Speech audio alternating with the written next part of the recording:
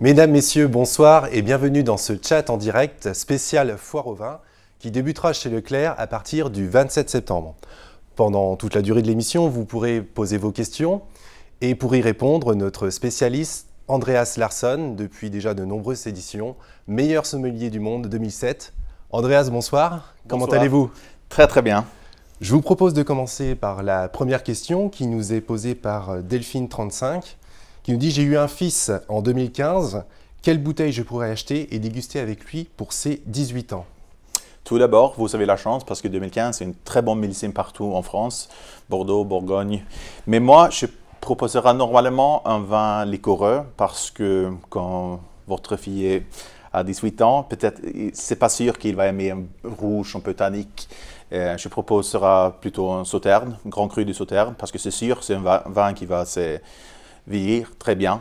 Et un vin sucré, c'est toujours beaucoup plus facile d'apprécier pour les jeunes. D'accord. Question suivante qui nous est posée par José. Bonjour, le vin blanc avec le fromage, est-ce que ça se fait? Bien sûr, je pense que la majorité des fromages sont mieux adaptés pour des vins blancs. Aujourd'hui, c'est un peu la mode aussi de parler, de dire, il y a certains collègues qui disent que ça ne marche pas du tout avec du vin rouge, mais normalement, je proposerai les vins blancs plutôt avec tous les espèces de chèvres, des fromages avec un peu plus d'acidité, des fromages plus jeunes. Et avec la plupart des fromages durs, ça marche très bien aussi. Après, c'est une question d'adaptation de la région. Et pourtant, avec les bleus, les persillés, il faut boire un vin plutôt sucré, liquoreux. Mais pourtant, en même temps, je pense que moi, après un repas, si je finis, je mange de viande, il reste un peu de vin rouge, j'ai envie de boire du rouge avec, je vais le faire, hein, parce que finalement, c'est notre goût qui est... Il n'y a pas de règle. Il n'y a pas de règles. Après, il y a toujours des... Voilà. Mais des blancs, ça marche très bien. Très bien. Question de Sandrine. Bonjour Andreas. Quel vin me conseillez-vous pour accompagner du gibier? Du gibier, moi, j'aime bien les vins en général. C'est surtout une question d'âge et maturité.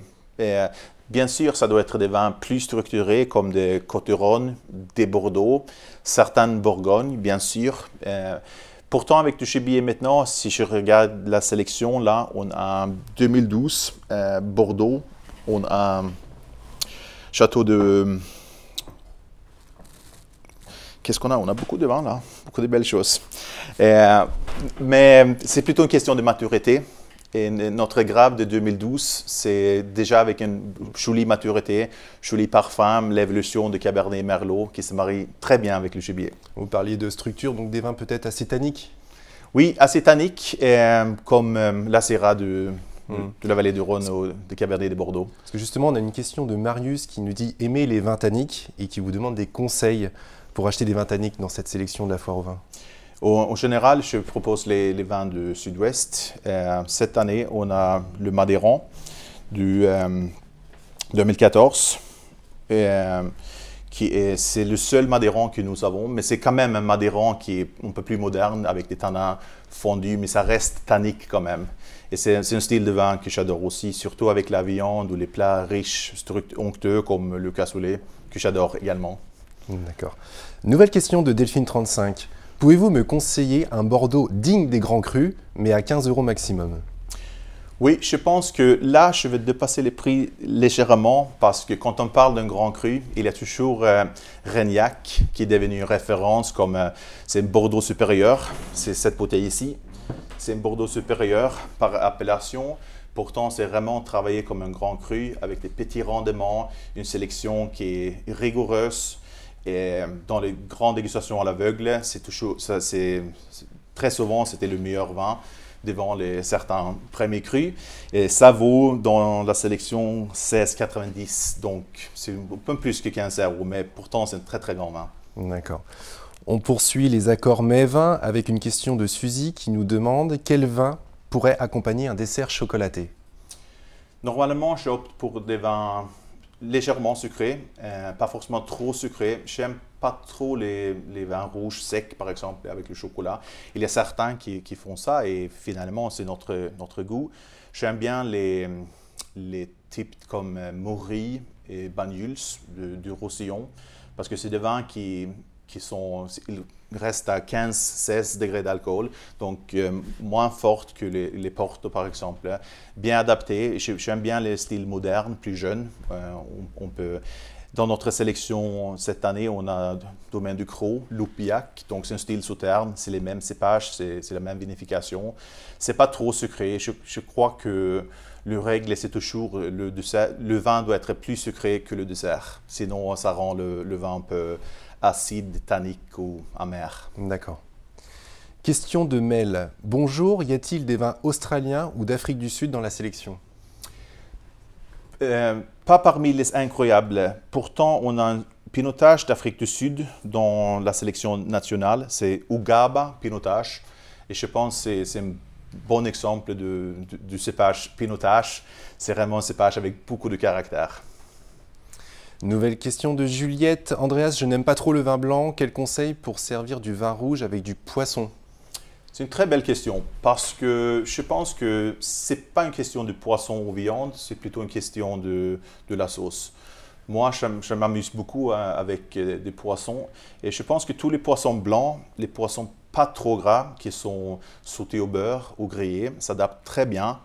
Si on veut des sauces avec, je fais normalement une sauce avec un jus de viande. Et on peut rajouter un peu de lardon avec des champignons aussi. Ça marche très très bien. Avec les poissons gras comme le thon, le saumon, je pense que ça rend les tanins un peu austères. Ça rend le vin légèrement métallique. Finalement, c'est aussi une question de goût, mais un sauce vin rouge avec ou un risotto des champignons, ça marche très très bien. Et le rosé avec du poisson? Ça marche très bien aussi, hein. Je pense que tous les poissons dans des recettes plutôt provençales, avec les ratatouilles, des fenouilles, des serbes, des Provence, des huiles d'olive, c'est idéal. Question de Serge. Doit-on faire confiance aux médailles sur les bouteilles de vin?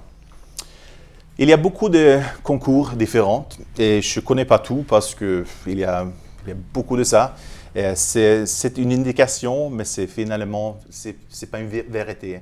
Je pense que c'est plus facile de suivre des dégustateurs individuels parce qu'il y a toujours un dégustateur qui a un goût qui correspond avec votre goût.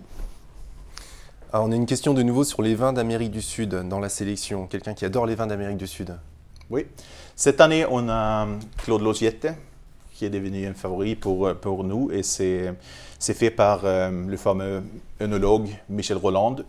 Et Claude Losiette, je pense, c'est un très très bon vin aussi, parce que c'est un assemblage très intéressant, avec beaucoup de Malbec en dedans, qui est le cépage plus important en Argentine, mais il y a aussi des Cabernet de la Sierra. Ça dépend.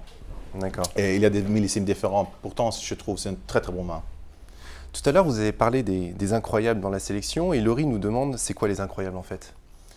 Oui, les incroyables, finalement c'est le sommet de notre sélection parce que l'équipe des dégustateurs commence avec 1200 vins qui sont dégustés à l'aveugle. Après, finalement, on a retenu 191 dans la sélection nationale, dont 35 incroyables.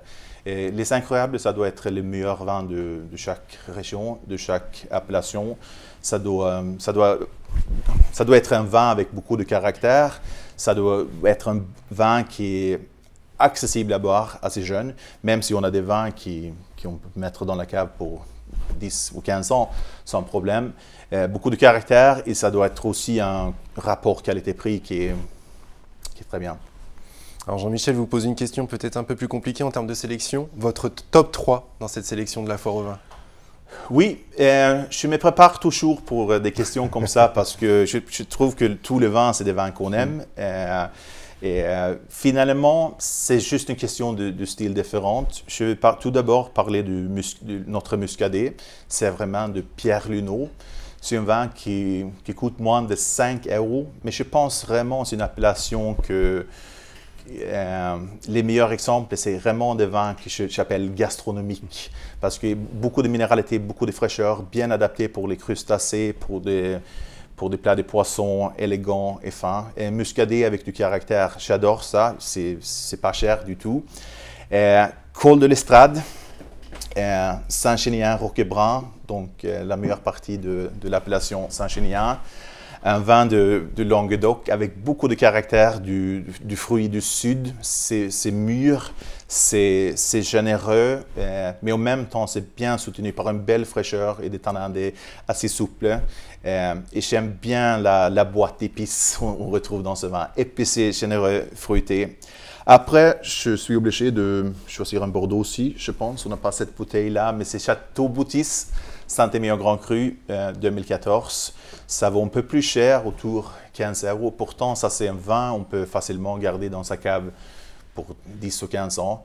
Mais c'est un vin moderne, on peut l'attaquer maintenant. Je pense que les 2014 quand même sont assez souples, ouvertes à boire aujourd'hui.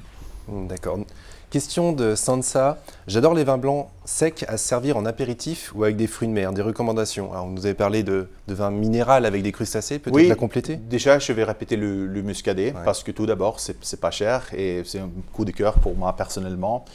Les petites plantes de Menetou Salon, donc cépage Sauvignon Blanc.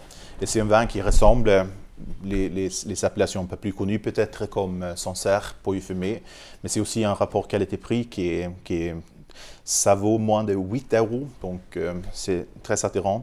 Si on veut monter un peu plus, un Bourgogne blanc, le Pouilly Fessé de Domaine du Rhône, 13 €, mais beaucoup de structure. Un Bourgogne blanc qui est très très bien fait, avec beaucoup de fraîcheur, même s'il y a beaucoup de fruits, beaucoup de richesses.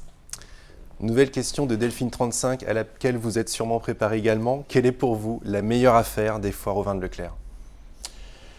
Oui, ça sera difficile de dire parce que je pense qu'il y a des affaires qui ne sont pas forcément les moins chères. Moi, par exemple, je dirais Régnac 2014 ou Château Boutis 2014 de Saint-Émilion.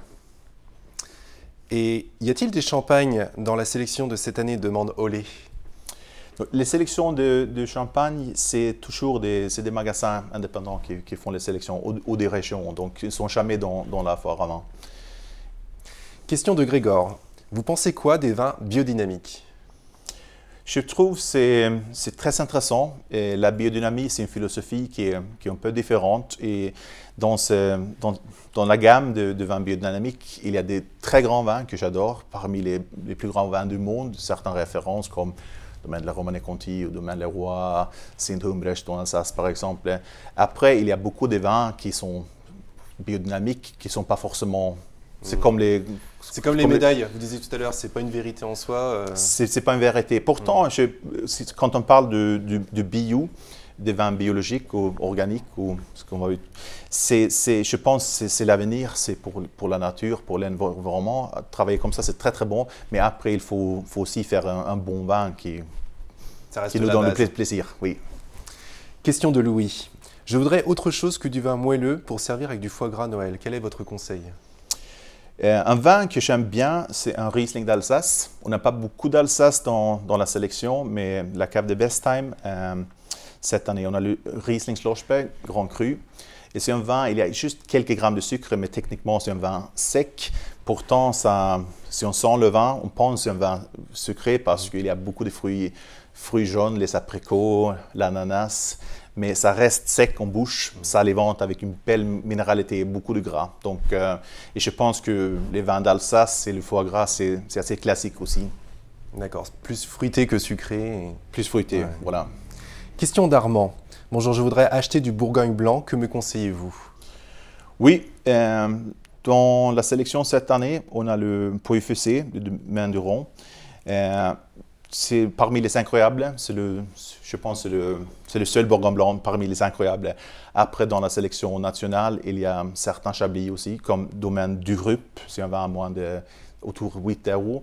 Et je trouve que c'est un très très joli chablis aussi. D'accord. Vous parliez de sélection nationale. Question d'Hugues qui nous demande si la sélection diffère d'un magasin à l'autre. Oui, tous les magasins, c'est des indépendants finalement. Mais les incroyables, on va les retrouver dans tous les magasins. Et aussi les sélections nationales. Après, bien sûr, certains magasins dans le nord ou dans le sud, ils travaillent beaucoup plus avec les vins de leur région. Évidemment. Oui. Question de Gilles. Je voudrais acheter du Bordeaux rouge à faire vieillir. Que me conseillez-vous sur la foire au vin Leclerc? Oui, un vin que j'aime beaucoup aussi. Cette année, parmi les incroyables, on a Château de Malheré. C'est un Haut-Médoc, millésime 2014. Et 2014, finalement, c'est très, très bien réussi, surtout dans la rive gauche. Ça vaut 13,50, donc c'est vraiment pas cher pour la qualité. Et je pense aussi que c'est un château, ils ont fait beaucoup de progrès récemment. Les derniers 10 ans sont vraiment montés en qualité. Et ça, c'est, je pense, un très bon prix, un très bon vin qui va... On peut le boire maintenant aussi. Pourtant, après 5 ou 10 ou 15 ans, ça va évoluer, gagner beaucoup de complexité. Alors maintenant, je vous propose la question de Solon. Quelle est la meilleure bouteille que vous ayez bu de votre vie? C'est aussi une question très difficile. Heureusement, je suis assez gâté avec des grands vins. Mais ça doit être Romanée Conti. J'ai dégusté plusieurs fois, mais la seule fois quand j'ai vraiment bu quelques verres, c'était Romanée Conti 71. Grandissime. Question d'Élise, qui voudrait profiter de la foire au vin pour acheter 6 bouteilles à offrir à son amoureux pour la Saint-Valentin. Il préfère le rouge. Que lui conseillez-vous? Là, c'est aussi une question de la gamme des prix. Mais on a des choses un peu différentes là. J'ai préparé, s'il aime plutôt des Bordeaux, Château des Francs, les Cérissiers 2014, c'est un Bordeaux structuré, c'est ample, c'est riche.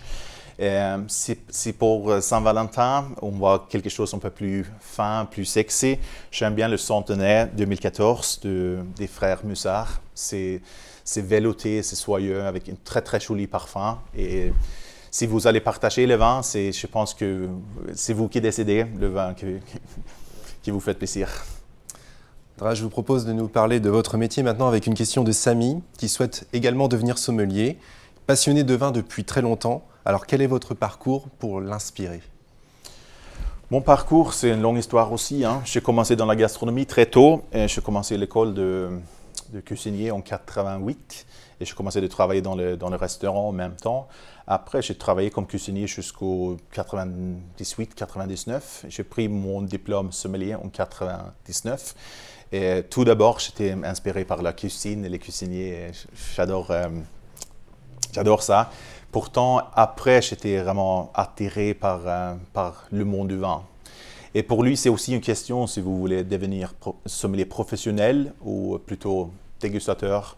Et pour devenir sommelier professionnel, oui, il faut tout d'abord commencer à travailler dans un restaurant ou chez un caviste. Après, il faut beaucoup de heures de service parce que je pense qu'il y a beaucoup de gens aujourd'hui qui veulent devenir des chefs, mais on n'est pas sur la télé directement, on ne fait pas des star chefs après 1 an, 2 ans. Donc, c'est beaucoup d'heures de travail aussi. Mais si vous êtes un grand amateur, il y a beaucoup de cours de dégustation on peut faire et voyager. Il y a beaucoup de clubs de dégustation, on peut joindre, etc. Parfait. Question d'Elo. Bonjour, comment faites-vous pour sélectionner les bouteilles à la foire au vin, donc en lien également avec votre métier?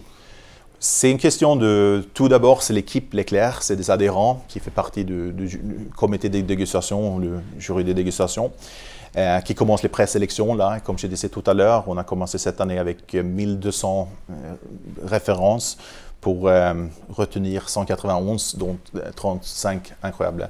Moi, je participe, on peut dire que je valide les sélections. Il y a certaines choses que je rajoute, il y a certains vins que j'ai écartés ou je n'ai pas trop aimé. Normalement, on a 40 incroyables tous les années. Cette année, on a resté à 35 parce que je trouvais que la qualité des derniers, ça correspondait pas tout à fait avec ce qu'on espérait. D'accord. Toujours concernant votre métier, question de Solon. Qui est votre mentor? Avez-vous un modèle? Non, j'étais gâté parce que j'avais toujours une équipe autour de moi, des amis. C'était jamais une personne qui était le mentor. C'était avec tous les gens que j'ai travaillé, les cuisiniers, les chefs, les sommeliers, les serveurs, les collègues, tous les vignerons que j'ai visités qui m'ont fait goûter des bons vins. C'est tous mes idoles. Parfait. Nouvelle question de Florent. Bonjour, je prépare une fête de famille où nous serons 20 personnes. Il y aura des magrets de canard. Que me conseillez-vous comme vin et combien de bouteilles je devrais acheter? Oui, combien de bouteilles, c'est une question de votre ami. Hein. Si vous allez inviter des gens comme moi, il faut acheter un peu plus peut-être.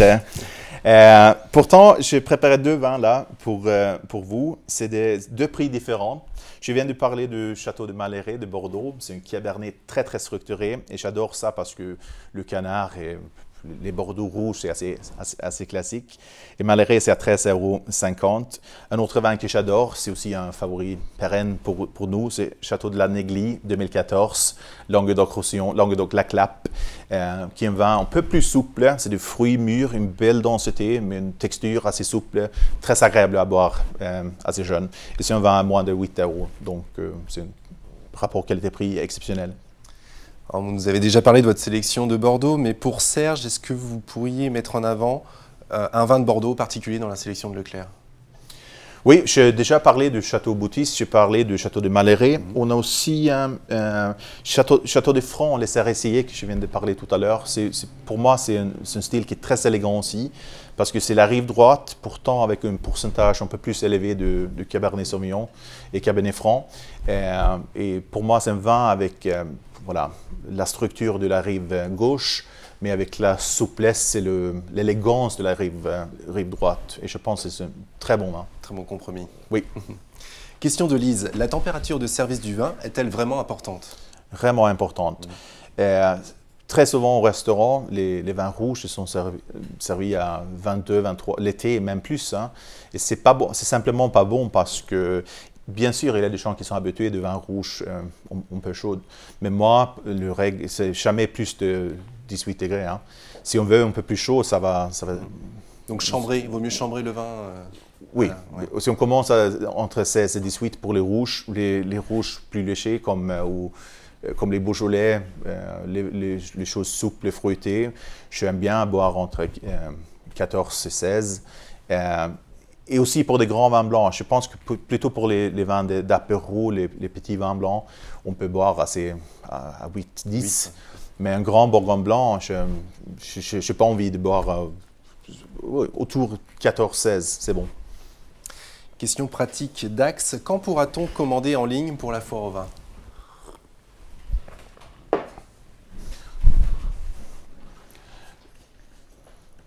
Au niveau des dates pour commander en ligne, vous avez les dates, non? Peut-être à partir du 27 septembre. 27 septembre, comme la foire au vin. Oui. D'accord. C'est toutes les dates ça varie un peu mais les foires au vin commencent le 27 septembre. Après, il y a des autres régions qui commencent un peu plus tard. Très bien. Jean-Charles qui vous demande, pour les plats de fromage fondu type raclette, fondue savoyarde, tartiflette, que lui conseillez-vous? Pour moi, c'est plutôt un vin blanc pour commencer. Je pense que c'est le style classique aussi avec ce plat. Quand j'ai mangé ça en Suisse, en France par exemple. Moi, j'opterai pour un vin blanc sec, mais quand même avec de belles structures, comme notre bourgogne blanc, on vient de parler tout à l'heure, le Pot-Épicier, qui est bien structuré, mais ça reste sec en bouche, salivant, vif, avec une très belle acidité. Nouvelle question de Delphine35. Bonjour, j'ai entendu dire que les Bordeaux 2015 allaient être très chers. Est-ce que c'est le moment d'acheter des 2014? C'est un bon moment d'acheter les 2014 parce que c'est présente très bien maintenant. Les 2015, je pense que c'est important de souligner que certains grands crus, il y a une différence de centaines d'euros. Mais la gamme comme Reignac ou Château-Séguin, par exemple, ce que nous présentons, c'est peut-être une question de 1 ou 2 euros, pas beaucoup. Hein. Les vins les plus chers, les plus renommés, ils représentent 1 à 2% de la production, donc ça ne va pas beaucoup changer. D'accord. Question d'Henri. Mis à part la France, bien entendu, quelles sont selon vous, en ce moment, les grandes terres du vin? Aujourd'hui, je pense que c'est important à dire qu'on fait des bons vins partout. On fait de très bons vins presque partout. Après, les grands crus, les références, ça reste limité à mon cœur assez français. Mais je pense qu'en Californie, Nouvelle-Zélande, Amérique du Sud, moi je pense qu'aujourd'hui, il y a beaucoup de régions historiques en Europe, comme l'Hongrie par exemple, on a repris voilà, la qualité et la culture de vin, comme les grands vins de Tokaï, tout autour de la mer Noire, qui sont recommencés de faire de bons vins. C'est très intéressant. Donc, très souvent, on parle du nouveau monde, et je pense que le nouveau monde, maintenant, c'est vraiment l'ancien monde, où tout a commencé il y a 6000 ans ou plus. Très bien. Nouvelle question de Jo Le 13. Pour 50 invités cette fois, quels conseils pouvez-vous lui donner en termes de vin rouge pour accompagner un sauté de bœuf goulash, ainsi que des verrines autour du canard en entrée? Ça donne faim, ça. Oui. J'ai préparé 2 vins là pour vous, dans cette gamme des prix. C'est 2014, l'Hôpitalet de Languedoc-Roussillon, chez Arbetran. C'est un vin, c'est riche, structuré, avec beaucoup de fruits mûrs et la générosité du Languedoc-Roussillon. Si vous voulez quelque chose un peu plus serré, et serré pour moi, c'est pas négatif, c'est juste, c'est le Cabernet Franc qui est dense, qui est ancré avec du fruit noir, un peu plus de tanin, mais j'adore la fraîcheur parce que c'est un Saumur Champigny 2015, domaine de la Perruche, une très belle acidité, poivrée, épicée. Les 2 vins sont entre 7 et 8 euros, donc c'est des rapports qualité-prix qui, je trouve, très bons. Très bien. Une question de Marcel. J'aimerais acheter un service de verre basique. Quelle forme est la mieux et qui puisse convenir au blanc comme au rouge? Au niveau du service. Je pense qu'il y a beaucoup de fabricants différents, mais parmi les références, on retrouve bien sûr Spiegelau, Riedel et leur verre basique. Je pense que ça ne peut pas être trop petit parce que certains vins rouges ont besoin d'un peu plus de volume. Comme le verre pour le pinot noir. Et je pense que Riedel, c'était le fabricant qui était spécialisé, qui a commencé de faire des vins après tous les cépages différents. Et je pense pas trop grande, mais pas trop petit non plus. D'accord. Andreas, on sait que vous êtes partenaire de la Foire au Vin depuis de nombreuses éditions, mais pour répondre à Samuel, depuis quand exactement faites-vous cette sélection? Depuis 2013. C'était les 40 ans de la Foire au Vin et j'ai commencé à participer. C'était une expérience qui était très intéressante pour moi. Ma question de Delphine 35, j'ai l'impression que les Bourgognes baissent en qualité et sont très chers. Pouvez-vous me conseiller une référence en rouge?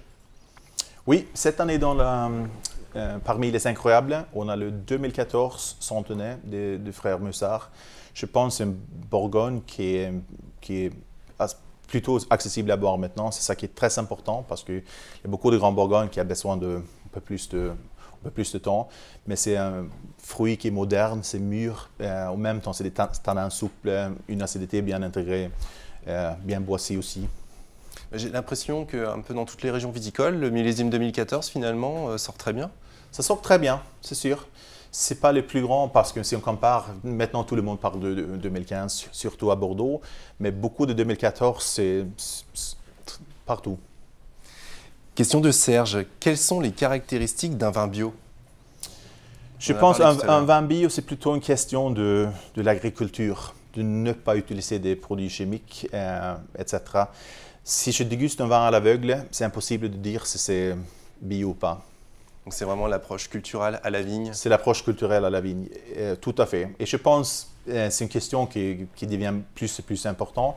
Après, c'est important aussi de souligner qu'il y a beaucoup de vins qui ne sont pas forcément certifiés bio. Mais dans les régions comme Côtes-du-Rhône, Languedoc-Roussillon, c'est assez facile de travailler sans les produits chimiques. Donc, il peut avoir l'approche bio sans pour autant avoir l'étiquette. Oui, la lutte raisonnée. Question du Bibi, faut-il toujours carafer le vin avant de le servir? C'est une question de vin. Je pense un vin très jeune a toujours besoin d'un peu d'aération pour ouvrir le vin un peu. Et je pense que beaucoup d'amateurs de vin, ils savent que le Grand Rouge, il faut le carafer ou décanter.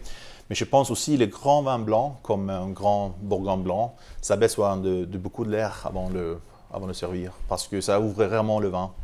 Mais peut-être sur des vins, des millésimes très anciens, ça peut être aussi à double tranchant. Il faut les... Oui, mais c'est plutôt une question de quantité, parce que les vieux Bordeaux, les vieux Syrah, par exemple, il a beaucoup de dépôts, Oui. c'est ça. Mais il faut le faire avec du soin parce que trop d'aération aussi, ça peut oxyder le vin. Donc de ne pas confondre décanté et carafé, même si Oui, les carafes se ressemblent. aéré pour les jeunes et décanté pour les vieux. Mais je pense aussi, hein, même si ce n'est pas forcément un vin très grand ou très cher, c'est quand même pour les clients, c'est quelque chose de sympa. Une carafe sur la table, c'est beaucoup plus sympa que la bouteille. Ça donne une sensation d'exclusivité. Ouais. Question de Margot. Comment sera le vin de cette année? Alors, en plus, on est en pleine vendange. Oui, c'est très difficile de dire parce qu'on n'a pas commencé le vendange partout, mais 2016, c'était une année très chaude, très sec. Mais ça a commencé chez vous, par exemple, beaucoup de grêle, beaucoup de gel, surtout dans le nord de la France. Chablis était dévasté, Bourgogne, compliqué. Et là, je ne parle pas de la qualité, mais il y a très peu de rendement finalement. Donc, je suis désolé pour les vignerons, surtout au Chablis, par exemple. Mais ça commence, c'est vraiment une année très chaude, très sec.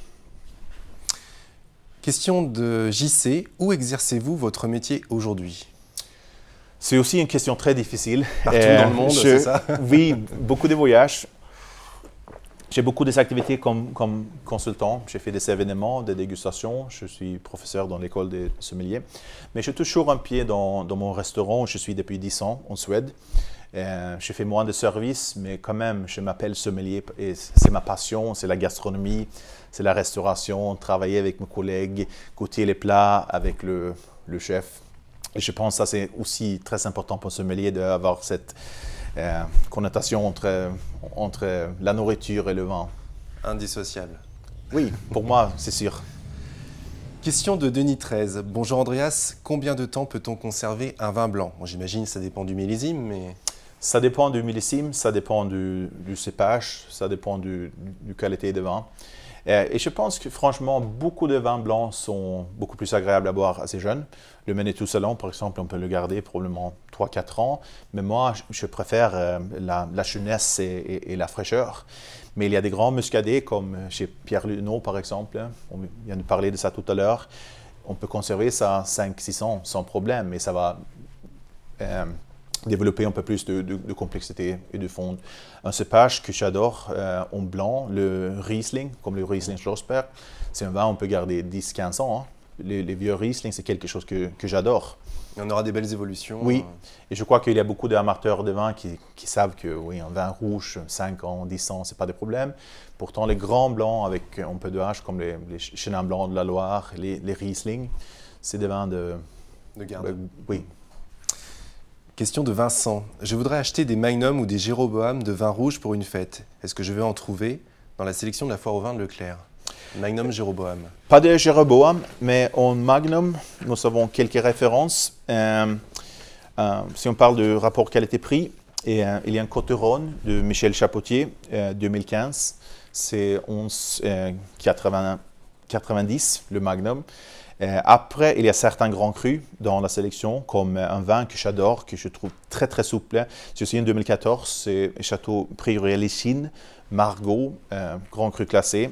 C'est 56,90 pour un Magnum, mais c'est un très très grand vin. Donc, on peut de différence entre les bouteilles, entre les prix, mais des bons vins. Et donc, c'est plus intéressant d'acheter en Magnum, d'avoir des volumes plus importants pour la conservation, non? Oui, parce qu'on a moins d'oxygène dans la bouteille, et c'est l'explication plus technique. Pourtant, j'aime bien des Magnum parce que c'est plus facile si j'ai des bouteilles à la maison, c'est facile d'ouvrir et finir à deux ou même seul. Mais un Magnum, on pense que, ah oui, pour l'occasion. Je pense que dans ma collection personnelle, je pense que la moitié de mes vins de garde, c'est des Magnum. C'est des Magnum, d'accord. Question de Jimmy. Connaissez-vous le vin gelé? J'ai découvert cela en Amérique du Nord, le vin gelé. Oui, je pense que c'est le ice wine. Et c'est un style de vin qui est fait dans le climat où on a un hiver très froid. Et ce n'est pas un vendange tardive comme les vins botrytisés, comme les sauternes ou les coteaux de Lion, etc. C'est des raisins pas infectés par le botrytis, mais qui sont gelés. Il faut ramasser à moins 7 degrés. Et c'est un style de vin qui vient d'Allemagne. Mais même en Allemagne, aujourd'hui, on n'a pas des verres assez froids. Donc, c'est un style qui est assez rare. Pourtant, au Canada, on fait pas mal de vin de glace ou ice wine. Ouais. Question de Dalida. Êtes-vous encore surpris de déguster certains vins? Si oui, quel est le dernier en date? Oui, il y a 1 heure, j'ai dégusté des vins qui m'a surpris parce que je pense que c'est très important. On a tout des étiquettes des producteurs qu'on préfère ou qu'on adore. Mais un vin, ça change tout le temps. Et c'est pour ça que c'est aussi important pour nous quand on valide les sélections pour les incroyables, on déguste plusieurs fois. Parce que si on a dégusté un vin il y a 6 mois, peut-être que c'était très bon, mais c'était un échantillon. Après 3 mois, ça a changé, donc c'est pour ça qu'on a éliminé certains vins. Ça change tout le temps. Et je pense que pour moi, c'est aussi ça qui est intéressant parce que les autres produits comme les alcools forts, ils sont plus stables, ne changent pas beaucoup. Pourtant, un vin, c'est quelque chose... Oui, c'est toujours... C'est vivant. C'est vivant, c'est vivant. Après 3 mois, après 6 mois, ça change beaucoup. Et pour moi, c'est ça qui est... Oui, il faut être à l'aise tout le temps. Très bien. Question de Marc. Comment faites-vous pour savoir quel vin choisir pour quel plat? J'aimerais avoir des conseils pour me sélectionner mes vins. C'est une très bonne question. Dans notre catalogue Fort au Vin, avec tous les incroyables, c'est mes commentaires de dégustation et aussi en recommandation à Gourmet Vin. Et je pense... Beaucoup de vins, sur l'étiquette, on peut lire que ces vins, c'est très bon avec des salades, viande blanche, poisson, du chocolat, dessert, c'est tout. Hein? Et moi, je préfère proposer un plat plutôt exact. Si je dis par exemple un morue à la vapeur dans sauce vin blanc aux algues, ça donne une idée. OK, un poisson blanc, sauce crémeuse. Après, si c'est du cabillaud, morue ou autre poisson, c'est pas des... Donc, je préfère proposer des choses parce que ça donne une idée. Si on parle de chevillet, si c'est du chevreuil ou notre... c'est pas ça qui font les différences. Donc, je pense qu'on peut s'amuser avec le catalogue et on peut acheter quelques vins, on peut comparer avec des plats différents. Et pour Lara, vous auriez un accord mets-vin, votre accord mets-vin favori, peut-être le plus surprenant? Moi, j'aime bien. Je pense toujours que les accords avec les vins blancs, c'est beaucoup plus intéressant parce qu'on prend un Bordeaux, un Syrah du Rhône avec une entrecôte grillée, c'est pas très difficile. Avec la viande grillée, on ne se trompe pas, c'est flexible.